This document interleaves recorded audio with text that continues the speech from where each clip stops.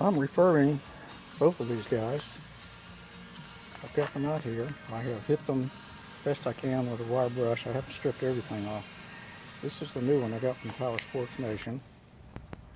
This is my old one that was bent and I straightened it out. So I'm going to put Rust Restore on them and prime them and paint them. And I think we'll be in good shape.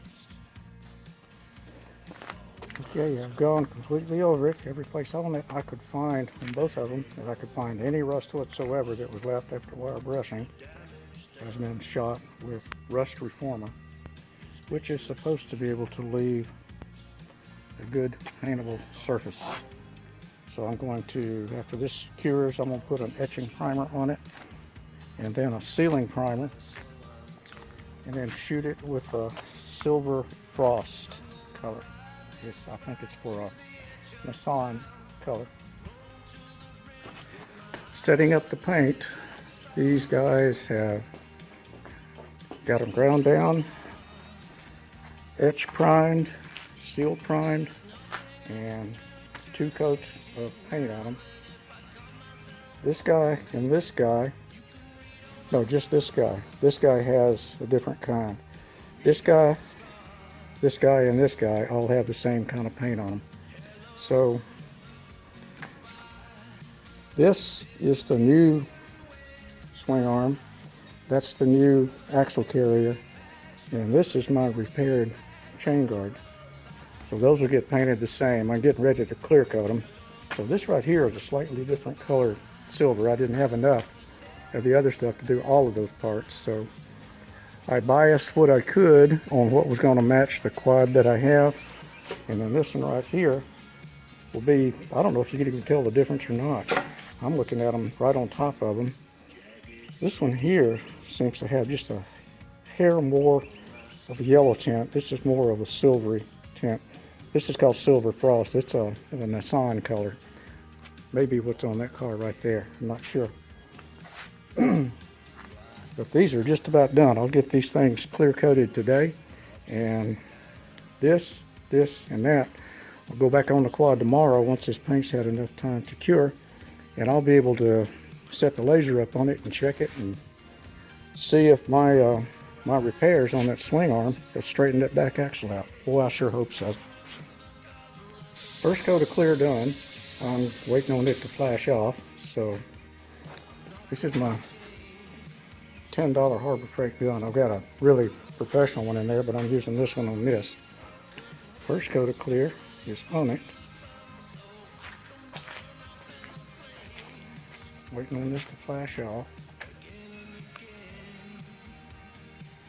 And we should be good. Oh, yep, had to go over everything with that. That's coming up pretty nice and shiny. I'm pretty impressed with myself. Ha. We'll see when it's done.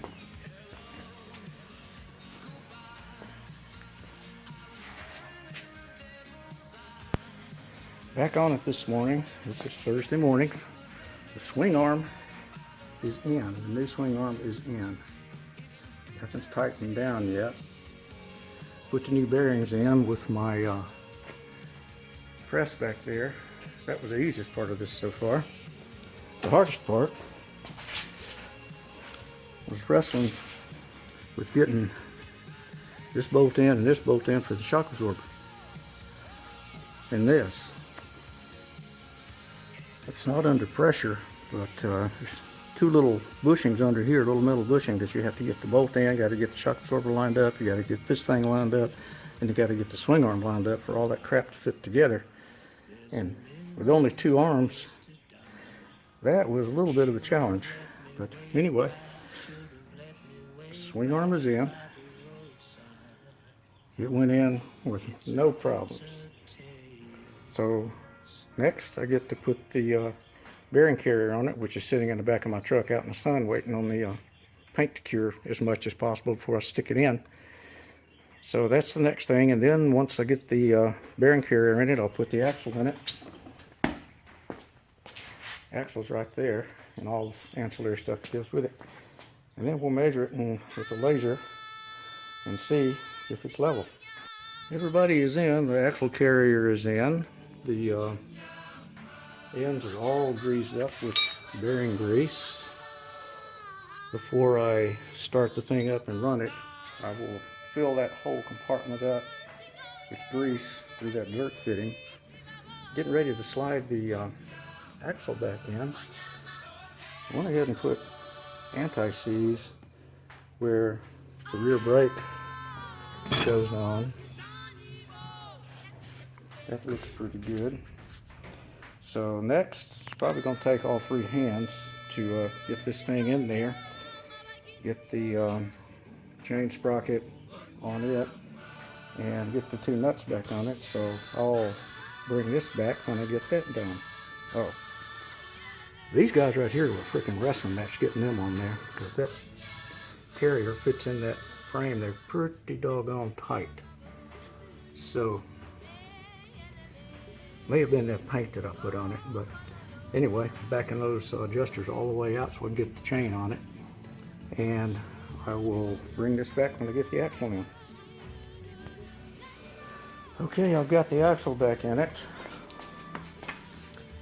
These 2 nuts, they're just snug. They're not torqued down by any means, but they're snug enough so the axle is stationary in the axle carrier.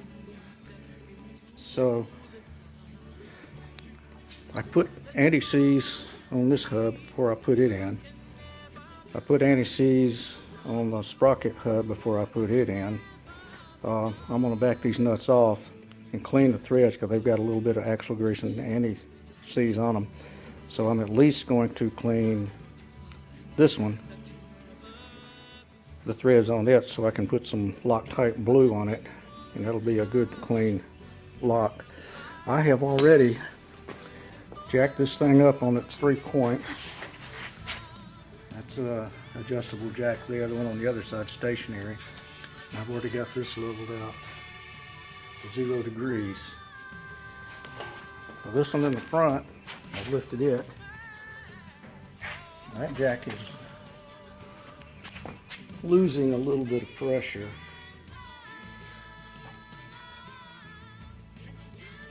See if I can bring him back up to 0. Oh, come on. Perfect timing. 105.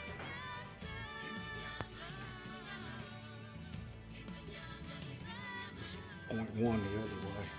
I'm not too concerned about it forward to backer. What I'm more concerned about is side to side.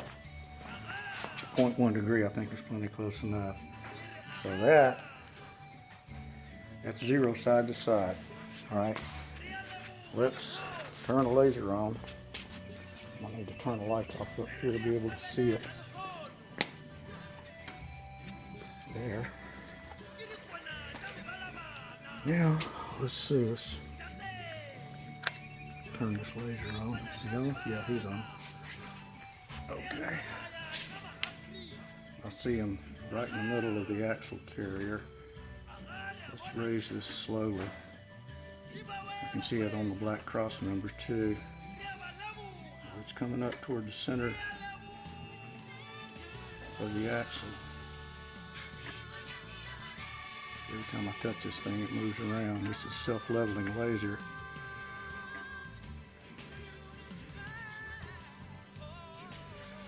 Okay.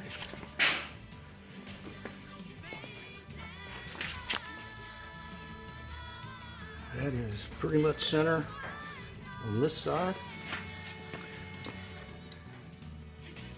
Pretty much center on that side. Goal accomplished. Goal accomplished. That was dead nice. I'm tickled to death with that. So all I got to do is snug down all the bolts, put the new brake pads on it, put the wheels on it, drop it, I'll put the chain back on it, and then the new chain guards and guides and all that stuff, and the rear skid plate, and hit it and see how it runs.